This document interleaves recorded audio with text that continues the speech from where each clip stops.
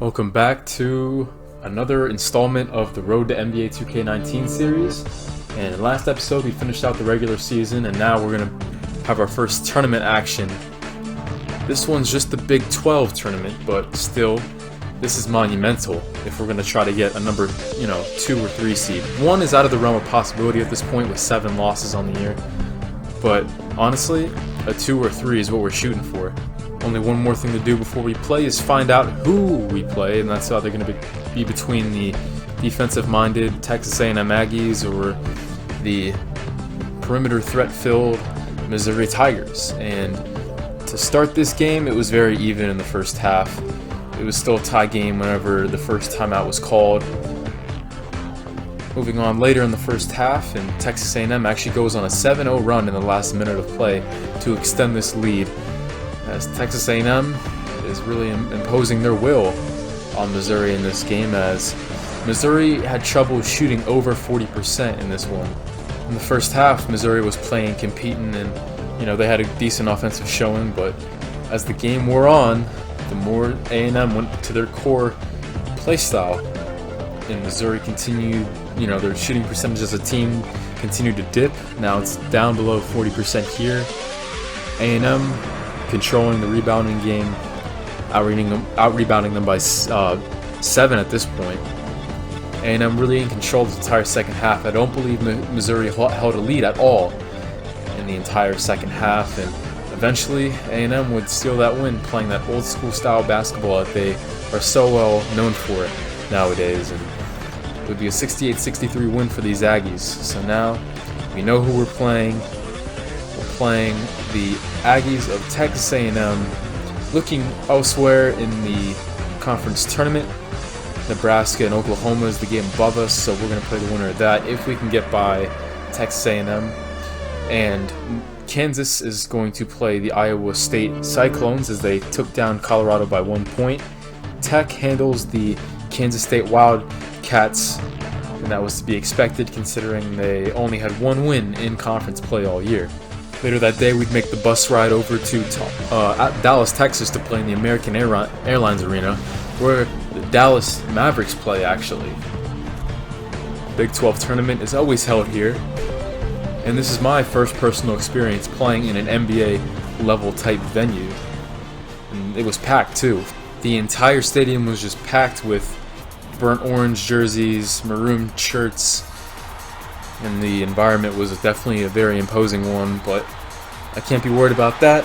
We've played in a lot of venues like this, and Moses Anaganye wins the tip, and we get our first game of the tournament underway. Now, in this video, we're going to do the entire tournament, whether we're down in one game, whether we lose this game to A&M, as I get Chris Hines on the board with an assist early, whether we lose this first game or make it all the way to the championship and win out. I'm going to show you every game in this video. And Chris Hines back-to-back threes. That one rattles in as he shows off the NBA type range right there.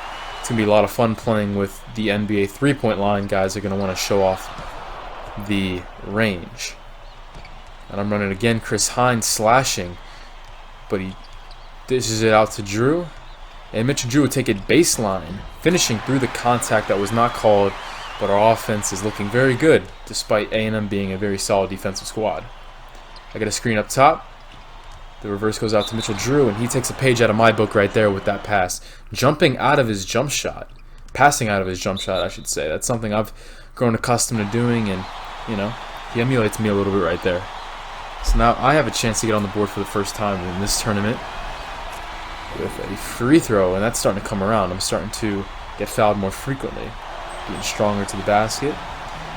And I would make 2 of 2 as I want to rattle in. But this video is not only about, the conference tournament, which is in itself is, monumental at this point in the season. It's also about the college temptations. And I'll get more on that later. I get a steal there, take it all the way coast to coast, and I make a floater. I talked about a little bit last episode how I wanted to add that floater in my game, and I've been in the gym working on that, and I show it off there. We get a steal as a team, and I'm the first one up the floor, throwing it down with the right hand as A&M calls timeout. But yeah, this episode's not only about the tournament, it's also about the college temptations an athlete might face, and that was a nice dime by Chris Hines. I had to give him a little dap on the way back up the court. You know, if you have the NBA coming to you in a couple years, you can't be doing, you know, the things that college kids do. And we all know what I'm talking about, but I'll get more on that later. Just wanted to foreshadow a little bit. You see this layup right here. This one should have been an and one again, but hey, I made the layup. That's all that counts, and we hold a 9-point lead. More steals. That one was a little bit more lucky. You know, I didn't really... The ball just kind of fell in my hands, and up the court, just a little dish to Isaac Ashley, who had a smaller defender on him, an inferior defender, so that was an easy assist. He just put on a little post hook. Crowd chanting defense, and Mitchell Drew quiets them. 10-point game, and he's got 13 here in the first half. Going into the break, 38 points as a team compared to Texas A&M's 30.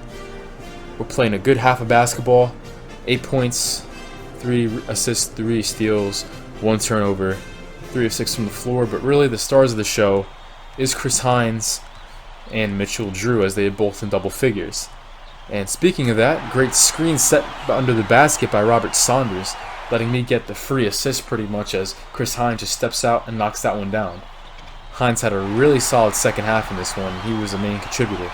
I get my hand on another deflection, and this one I spin, hang, and that one will go in. It seems the farther I get into my career, the more crafty I get around the rim, and that shows right there. We'd continue to be in control, 50-39 game at this point. I get a good contest, and we're out on the break. Rebound and Gagne. He's been a beast under there today. It looks like we have nothing, but instead I just pull up from the elbow. Put a little hesitation move on him, and you know, I put my foot in the ground, and I exploded out of that behind the back move, giving me all the separation I needed there to knock down that jump shot. The lead will remain at 11 here as I dish it up to Chris Hines. He gives it back to me, and I'm getting guarded really high up in the perimeter, but I lose my man with ease off of that spin move. I don't showcase my spin move too much, but I left him in the dust, really. Gave me all the space I needed. I was head and shoulders in front of my matchup, and more free throws coming my way. As I step to the line, I'm 2 of 2 on the day, but there's my first miss in a while. Just gotta come back and make the second. That one will rattle in. I thought that one was gonna miss too, right when I released it, but that shooter's touch serves me well there. Good screen there set. Saunders has it, but instead he wants to give it up to me, and I say, hey, why not? From 16 feet out there near the perimeter. Shooting well percentage-wise today, as I get a decent contest there, but he still manages to miss. I'm running the break. Nobody stops the ball, so hey, I'll show off my range. I might be one of the last guys you'd expect to step out that far at around the three-point line of the NBA, but hey. This one was just dirty. When I saw this one on the highlight reel on ESPN, because they had it there, it was a top 10 nominee, this play right here definitely made me reminisce on, you know, growing up on the park. Remember that first episode? We always got a little crazy and crafty with the mid-range jump shots, as I would, you know, practice all types of jump shots from the mid-range, and that shows right there. And speaking of mid-range jump shots, knocking down another one, this time with a hand in my face. The good defensive contest still doesn't bother me there, as I'm shooting around 70% for the game. But with the game that Chris Hines had, I decided to let him dribble out the clock. 74-58 is your final here, as that's 1 down, 2 to go to try to win this Big 12 conference tournament. 23 points, 2 rebounds, 5 of 6 from beyond the arc. Chris Hines is showcasing why we should be a top 3 or 2 seed. But don't sleep on the performance I had. A little bit of an offensive explosion per se. 22 points, 6 assists, 3 steals, 9 of 14 from the field, and I switched the only 3-pointer I decided to take. So the efficiency's there, everything's there, only 2 turnovers on the game.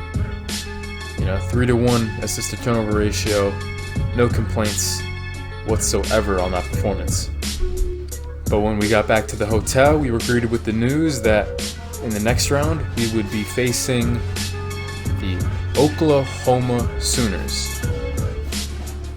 Yes, this is the 3rd time we're facing them this season. They beat us once, we beat them once. So this would really decide, you know, who's going to come out winning the season series. as with things the way they are, you could say it's a best of 3 per se. Now, if we can get past the Sooners, Kansas, or the Oklahoma State Cowboys await us in the final. So you guys already know we're rooting for those Cowboys. We beat them 20 plus points twice this season, so that'd be an easy win if we can get past these Sooners.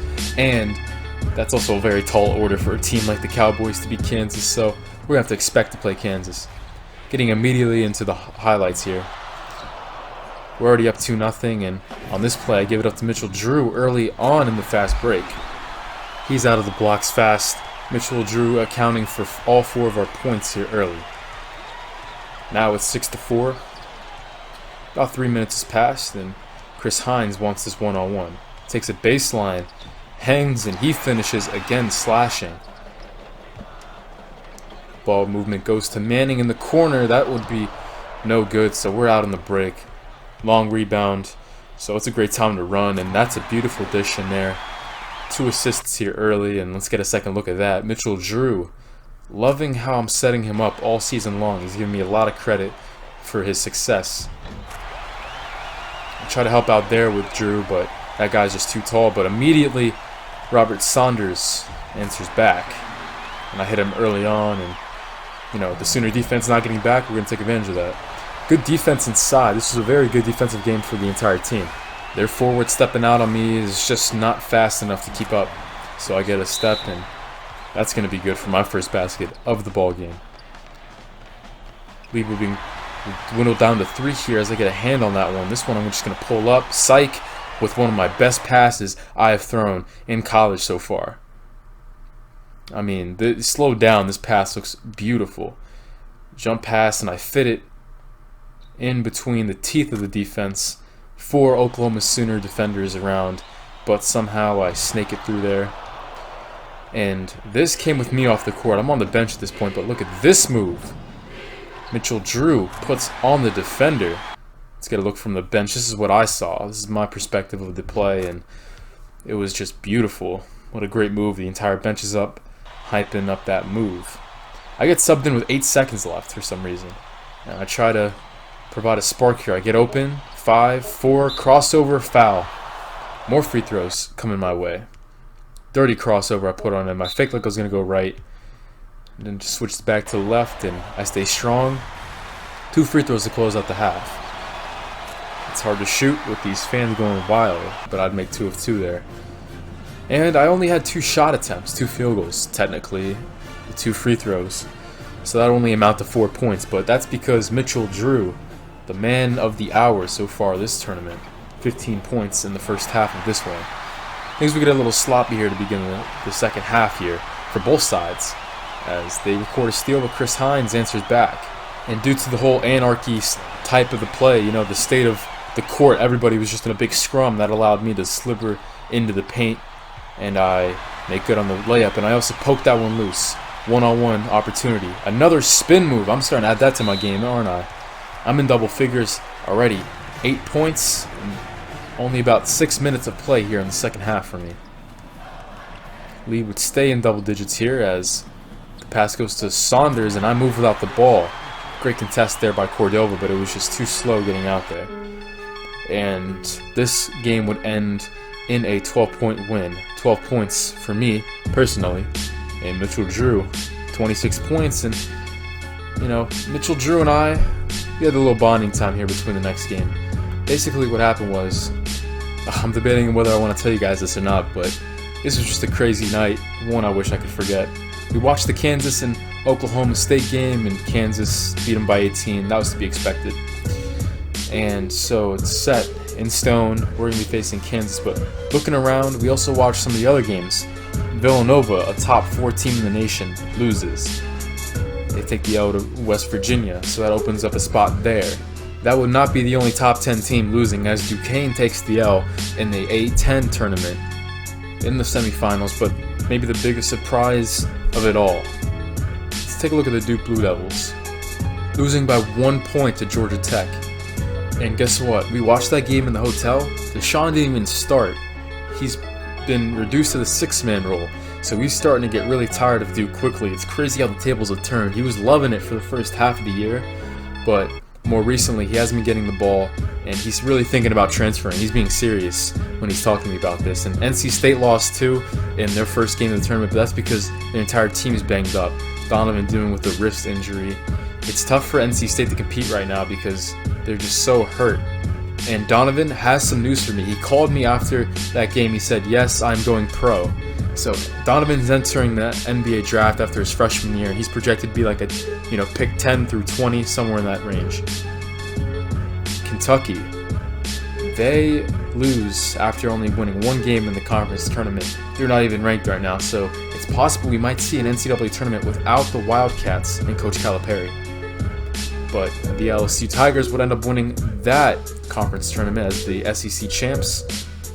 This goes to LSU Tigers. And Arizona, they would do well in their conference tournament. Ferron was the entire hero throughout the tournament, but unfortunately they did take the L in the final game to Washington, potentially opening up another spot for us. But yeah, Ferron, he went on a tear, averaging 15 and 5 with 2 steals throughout the entire tournament. So we're down here in Dallas, and after we all fall asleep after watching the games, it's about midnight at this point, Mitchell Drew wakes me. And since, he's been on the team for now 2 years, and Moses and Aganye's up too, they both wake me up, and they've been in Dallas because they went to the conference tournament, and they wanted me to sneak out, and I don't know why. I was so tired, and I really wanted to get a good night's sleep because, tomorrow morning we got to get up at like 8:30. We're facing Kansas, but unfortunately, Moses and Mitchell, they convinced me, so now we're sneaking out about 12:30. They're familiar with Dallas, because the conference tournaments here every year, and they have to hit up a couple parties, and Moses is actually 21, so he says that he's gonna try to get us in to this one spot. And now we're down here in the inner city of Dallas, so I'm feeling a little nervous because this is not a nice part. This is about Garland. Garland's not a very nice part of Dallas, and that's where we're at right now. So I'm already feeling nervous because of that. And I see this shady looking club up here, and there's not even any steps. We gotta jump up here. And I'm still feeling pretty anxious about this old door. We walk in, and Moses and Mitchell, they already know guys, so they go off on their own, and I look, and this is a club, really. It's a strip club. Yeah, this is not my cup of tea. You guys already know I try to, I'm a rather quiet type of guy. I don't really like working girls, so I was immediately turned off at the whole situation. But Moses tells me, he wants me to wind down a little bit. He's always telling me he knows I'm always in the gym getting work in. He's telling me I need to relax a little bit, and he offers to buy me a drink. They don't even ID me or anything, so I finally let up. He buys me a drink, and yeah, you guys already know I'm only 18, and I immediately start to feel the effects. Yeah, I don't know what was in that drink, but immediately I blink once, and the entire room is black and white. I can't even stand up straight. I'm looking around, the whole room's looking at me funny. I'm desperate to find a seat and sit down. I go over to one, and I miss the seat completely, and I black out. I wake up to the sound of R&B music, and I don't even know where I am initially. Come to find out, I somehow made my way all the way here to the back corner of the club. I don't know how I got here, and I don't even care at this point. Check my phone, and yeah, it's almost 5 a.m. I need to find Mitchell, I need to find Moses, and we need to get out of here and call a taxi or something to get us back to the hotel, because I see Mitchell, he's got his head down, and Moses is giving me that 1,000,000-mile stare, a 1,000-mile stare. I feel like he's high off something, so I tell him that we need to get out of here, and they follow suit. We make our way back to the hotel, and that was an experience I wanted to forget. I only got about an hour and a half of sleep, and I'm pretty sure I could say the same for Mitchell and Moses as they woke up and we all were groggy. We had to make our way over to American Airlines Arena, and I was feeling terrible the entire game. I'd never felt so sluggish before, a game, let alone this is the biggest game of the year for us. This is a team we're trying to get revenge on, and we decided to go out and party, and it didn't go well for me. I still don't know what was in that drink, but immediately, that doesn't matter to me. I come out, I get a steal, and we set up the offense, and I fake like I'm going to go outside and reset the tempo, but instead I take it strong, and immediately I'm coming out of the blocks fast. First free throw is good. I'm still feeling a little lightheaded. I try to keep a lot of fluids, try to drink a lot before this game, and you know, I haven't even really talked to Mitchell and Moses. We've been kind of just going our own ways separately. I don't know. It's been a little awkward because, you know, that night we're just trying to forget it. But we do start the game pretty well here, but immediately we felt the effects of staying up late last night and going out. 19-13 at this point. I'm getting pressed, and that was a terrible pass. I really don't blame anybody other than myself most of the time whenever I make mistakes, but man, I'm so lightheaded this game. It's hard for me to even, you know, make the right decisions and make the right passes. But there's the right pass right there. I lead Isaac actually to perfection, and I'm sure Shaka Smart wants to have some answers on what's going on with the team. I'm off the court at this point. Albert Ford misses the wide open three, and they would go on a run. Mitchell Drew trying to take the charge. He's too slow to get to the spot. He's looking sluggish this game. He didn't have a good game this one. That free throw would rim out, so we try to run, but you know, Robert Saunders, bad outlet pass, and now it's a 35-18 game. It feels like the effects that me, Moses, and Mitchell had that night, it feels like it kind of just trickled down to the rest of the team because we were flat-footed, we were slow.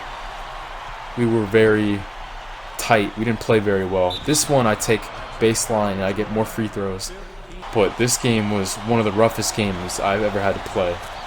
Just, I guess you can call me hungover. I still want to ask, I still want an answer on what was in that drink. But I'm just going to try to forget about that and forget that ever happened as I make 2 of 2 there from the free throw line. I'm shooting 2 of 7. Mitchell Drew's 1 of 3. He can barely even get open. He's so sluggish this game. It's a 48-24 ball game at the end of the first half, and the rest of the game, the biggest game of the year, the one we've had marked on our calendar for a while now, getting revenge on Kansas. We finally get that opportunity, and yeah, we are down by 20 in the biggest game of the year as I hit that 3. So finally something good happens for me there. And Chris Hines takes this one baseline, gives me the assist there. And finally something fortunate happening to Chris Hines. But let me speed up this a little bit because immediately Hines biting on that pump fake. His defense already is subpar on its own merits. And so nobody rotated over after he bit on that pump fake, making our whole team defense today bad. But I do take that one coast to coast, cutting the lead to 20. And now it's 22 at this point, and I'm trying to light a fire. I go full extension, but of course nobody steps up. I try to give up the body, just doing anything I can to light a spark in myself and on my teammates as we don't have a lot of time left, but unfortunately it just comes back to bite me as I give up the open layup. So nothing can really go our way. I get an open shot, you know, that's like my patented, you know, step back mid-range. That's what I'm known for now. That's where I get most of my baskets. Kick it out to Albert Ford. Finally, he gets something to fall.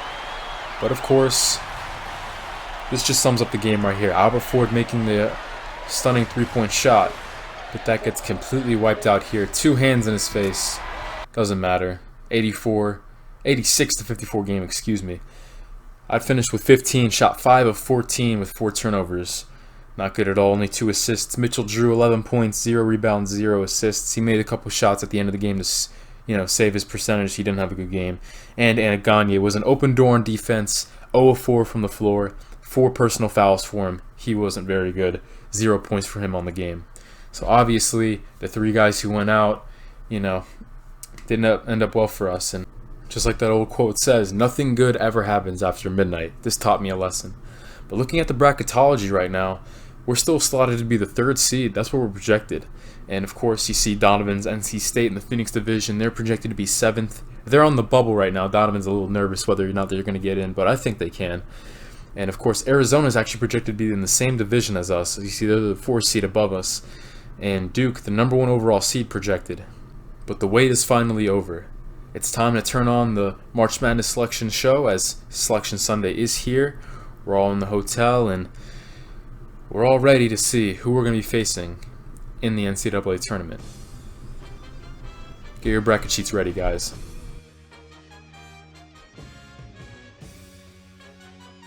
Good evening and welcome. I'm Greg Gumbel here with my partner Clark Kellogg, bringing you the 2K Sports NCAA Selection Show. Before we get into the brackets for the upcoming tournament, let's take a look at the final top 25 media poll. There are a couple of major changes in the rankings as March Madness approaches. There's a new team perched at the top of the poll. The Kansas Jayhawks are the new number one. No doubt they're thrilled to be on the top of the heap just as the tournament gets set to begin. The Duke Blue Devils were the number one team but slipped after spending 10 weeks at the top, and we're ready to unveil the top 4 seeds in this year's tournament. The Duke Blue Devils are the top overall seed, and they will play in the East Regional. On to the second number one seed, who will play in the South Regional. The Kansas Jayhawks are seeking their third NCAA championship in school history. The West Virginia Mountaineers are our third number one seed, and they'll play in the Midwest Regional. They return to the tournament after not making the field last year, so this will be a new experience for some of their younger players. And finally, our fourth number one seed will play in the West Regional. The Wichita State Shockers are in the tournament field as a number one seed for the first time in the history of their program. The Duke Blue Devils are the top seed, finishing at 24-7. They were winners of the regular season championship in the ACC. They will take on the winner of the opening round play-in game between UNC Greensboro with 16 wins and Grambling from the Southwestern Athletic Conference.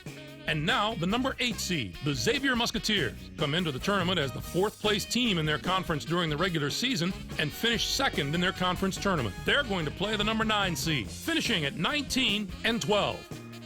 Austin Peay comes in as the number 5 seed, finishing at 25-8. And they will take on the 12th seed from the WAC, the Nevada Wolfpack, with 20 wins. North Carolina enters the field as the number 4 seed from the ACC. It's yet another appearance in the brackets for a school that's no stranger to the NCAA tournament. They'll be getting ready to face the number 13 seed, the UC Santa Barbara Gauchos. Finished the season with 24 wins. The North Carolina Tar Heels are going to provide serious matchup problems to any team that doesn't have depth and defensive ability at both guard spots. They have outstanding backcourt play at both ends of the court. It's the main reason they've made it this far, and they're going to have to maintain that form if they want to do some damage in this tournament. The Miami Hurricanes are in as the number. They'll be taking on the number 11 seed, the Florida Gators, with 21 wins. Duquesne comes in as the number 3 seed, finishing at 25-6. San Diego comes in to face them at number 14 with 18 wins in the tournament championship of the West Coast Conference.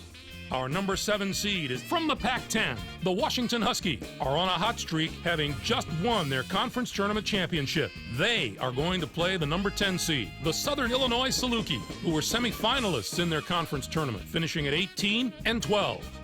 Next up is the number 2 seed. The St. Louis Billikens have established themselves as one of the best teams from the A-10 conference. They'll be going up against the number 15 seed, the Hartford Hawks, with 20 wins. We'll take a look at the South Regional. The Kansas Jayhawks are the top seed, finishing at 26-6. They won both the regular season and conference tournament titles in the Big 12. They'll take on the Rider Broncs, the number 16 ranked team. This marks their 4th appearance in the NCAA tournament in team history. Oklahoma State comes in as the number 8 seed, finishing at 20-11. Tulsa comes in to face them at number 9 with 21 wins and a chance to make believers out of any doubters they might have. Rhode Island enters the field as the number 5 seed from the A-10 conference. This is their 9th appearance in the NCAA tournament in the history of their school.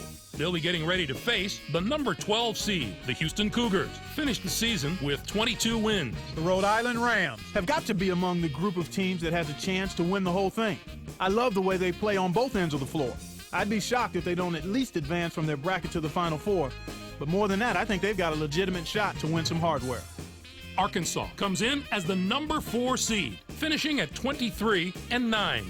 And they'll take on the 13th seed from the Mountain West Conference, the San Diego State Aztecs. The Fordham Rams come into the tournament 5th in their conference during the regular season and were quarterfinalists in their conference tournament. They are going to play the number 11 seed, the UCLA Bruins, who were 5th in their conference, finishing at 17-11.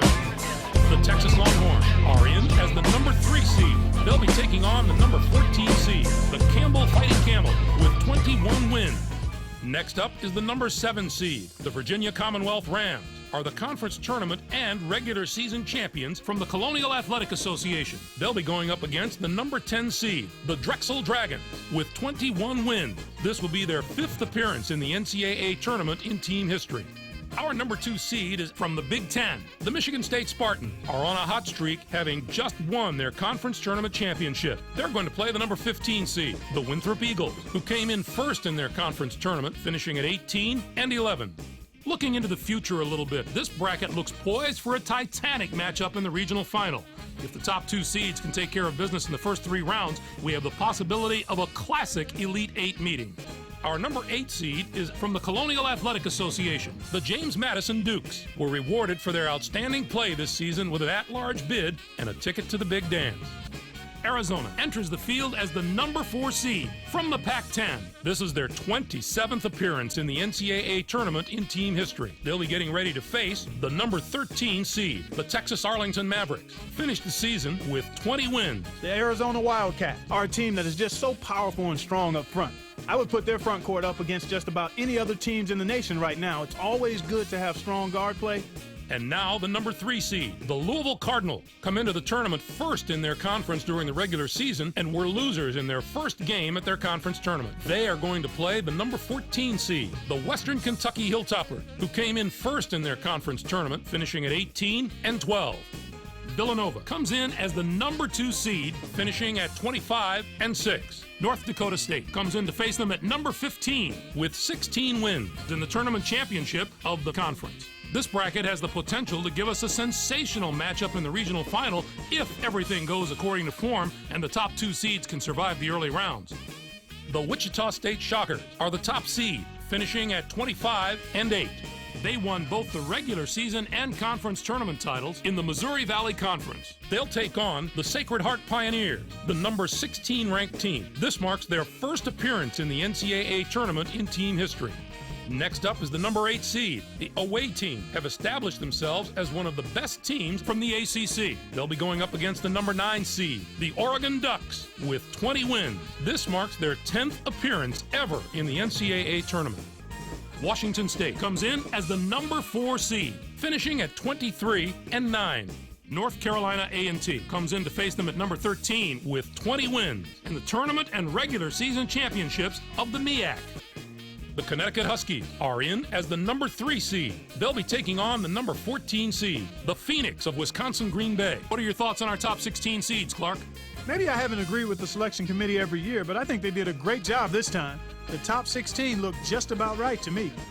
Louisville is easily the most dangerous number 3 seed out there. I'd say they have just as good a chance as the number 1 or number 2 seeds above them to make it to the Final Four. To be a fantastic tournament. We've got an outstanding field and a lot of sensational players. I guarantee there are some memorable moments soon to come. For my partner Clark Kellogg and for all of us here in the 2K Sports Studios, I'm Greg Gumbel. Thanks for joining us on the NCAA Selection Show, brought to you by State Farm, the number 1 auto insurer. Enjoy all the excitement of the NCAA tournament. Next stop, Tampa, Florida.